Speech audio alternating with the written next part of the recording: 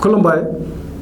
बेयो बड'लेण्ड इंखं टेलिभिजन दिनै 21 सेप्तेम्बर 2020 समबार खालि सानसेनि बरादखौ नोंथांमोननि खाथियाव लानानै फैदों आं सदानन्द दैमारिया सिगां फरायथिन लादों मेष राशि दिनैनि साना जोबोर मोजां मावनो लानाय खामानिखौ मावफुंनो हानानै गोसोखौ जोबोर गोजोननाय मोनगोन गोसोनि साननायफोरा जाफुंसारगोन देहाया मोजाङै थागोन बहानिफ्रायबा मोजां खौरां फैगोन रांखावरियाव जोबोर मोजां बेफार फालांगियावबो मोजां मुलाम्फा मोनगोन लोगोनि हेफाजाब मोनगोन न'खराव अननानै फैगोन गुबुननि गोसोखौ बोनो हागोन गोसोनि बोलोआ बांगोन समाजाव मान मोनगोन लाइमोनफोरा मोजां खौरां मोनगोन गोबां बिथिङावनो मोजां फिथाइ मोननो हागोन फरायसाफोरा फरायनायाव गोसो दुंखांगोन वृष राशि दिनैनि साना जोबोर मोजां गोसोखौ जोबोर गोजोननाय मोनगोन गोसोनि बोलोआ बांगोन मावनो लानाय खामानिखौ गोरलैयैनो मावफुंनो हागोन समाजाव मान मोनगोन रांखावरियाव जोबोर मोजां होनजायो मोननो गोनां धोनखौ दिनै मोननो हागोन बेफार फालांगियावबो मोजां मुलाम्फा मोनगोन न'खराव बिसि फिसायनि गेजेराव अनलायनाय फैगोन देहाया मोजाङै थागोन गुबुननि हेफाजाब मोनगोन जायखि खामानि मावा मानो दिनै गोरलैयैनो मावफुंनो हागोन लोगोफोरनि अनसायनाय मोनगोन गोसोनि बोलोआ जोबोर बांगोन लाइमोनफोरनि गोसोआ जोबोर रमान्टिक जागोन फरायसाफ्रा फरायनायाव गोसो दुंगोन मिथुन राशि दिनैनि साना बारा मोजां नङा सोरजोंबा थगायजानानै गोसोखौ जोबोर गाज्रि मोनगोन सांग्रां जानाया गाहाम देहाया मोजाङै थागोन रांखावरियाव जोबोर मोजां बेफार फालांगियावबो मोजां होनजायो न'खराव अननानै फैगोन समाजाव मान मोनगोन गोसोनि बोलोआ लोरबां जागोन मावनो लानाय खामानिखौ मावफुंनो हागोन गुबुननि हेफाजाब लानांगोन लाइमोनफोरनि गोसोआ जोबोर रमान्टिक जागोन फरायसाफ्रा फरायनायाव गोसो दुंगोन कर्कट राशि दिनैनि साना बारा मोजां नङा गोसोआव गुलुं गुजुं साननाय फैगोन मावनो लानाय खामानिखौ मावफुंनो हानाय नङा रांखावरियाव मोजां नङा नाङा फाङा खरसाया बांगोन बेफार फालांगियाव खहा जागोन देहाया मोजां थागोन अब्लाबो जानाय लोंनायाव सांग्रां जानाया गाहाम गुबुननि हेफाजाब लानांगोन न'खराव अननानै फैगोन समाजाव मान मोनगोन फरायसाफ्रा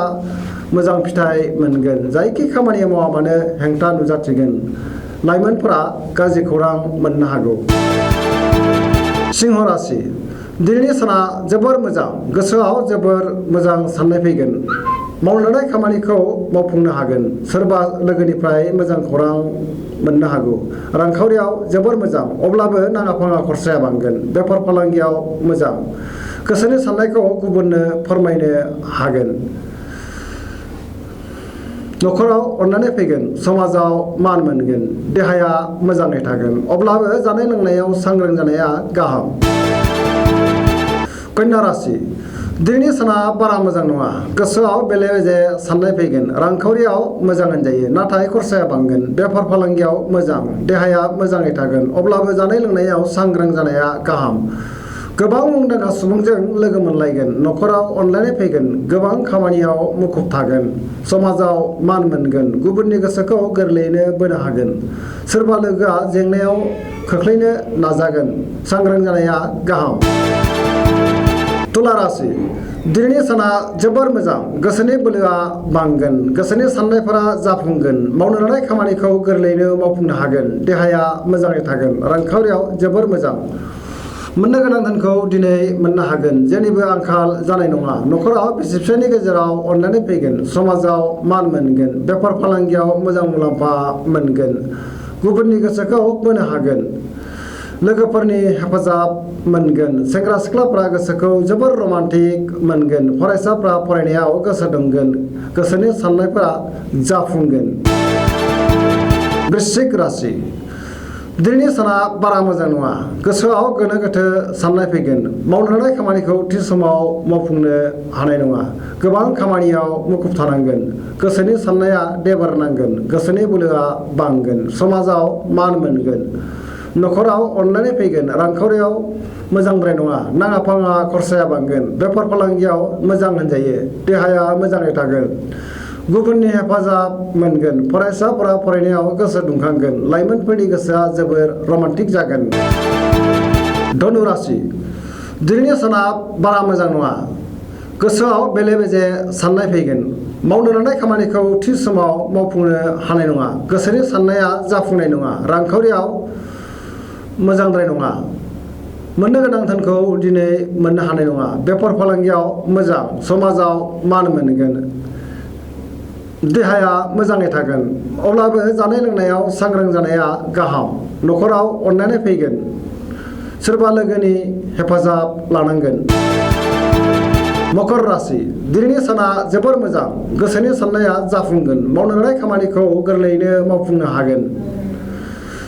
रांखावरियाव जोबोर मोजां आया बांगोन मोननो गोनां धोनखौ दिनै मोननो हागोन बेफार फालांगियाव जोबोर मोजां मुलाम्फा मोननो हागोन गुबुनजों मोजां सोमोन्दो लाखिनो हागोन गोब्राब खामानिखौ मावफुंनो हानानै गोसोखौ जोबोर गोजोननाय मोनगोन न'खराव अननानै फैगोन बिदा फंबायनि हेफाजाब मोनगोन सेंग्रा सिख्लाफ्रा गावबा गावनि गोसोनि साननायखौ फोरमायलायनो हागोन फरायसाफ्रा फरायनायाव गोसो दुंगोन जेथिंबो मोजां खौरां फैगोन कुम्भ राशि दिनैनि साना जोबोर मोजां गोसोखौ जोबोर गोजोननाय मोनगोन खामानिखौ थि समाव मावफुंनो हानानै बांसिन गोजोनगोन बहानिफ्रायबा मोजां खौरां फैगोन समाजाव मान मोनगोन रांखावरियाव जोबोर मोजां होनजायो बहानिफ्रायबा गोबां धोन मोनगोन देहाया मोजाङै थागोन न'खराव अनलायनाय फैगोन गुबुननि हेफाजाब मोनगोन बिमा बिफानि बोर मोनगोन बयजोंबो अनजासो गारगोन लाइमोनफोरनि गोसोआ जोबोर रमान्टिक जागोन मीन राशि दिनैनि साना जोबोर मोजां समाजाव गोबां मान मोनगोन बयजोंबो अनजासे गारगोन गोसोआव मोजां साननाय फैगोन गोसोनि बोलोआ बांगोन देहाया मोजाङै थागोन रांखावरियाव जोबोर मोजां बेफार फालांगियावबो मोजां मुलाम्फा मोनगोन न'खराव अनलायनाय फैगोन सेंग्रा सिख्लाफ्रा गावबा गावनि गोसोनि साननायखौ फोरमायलायनो हागोन गोसोआ जोबोर रमान्टिक जागोन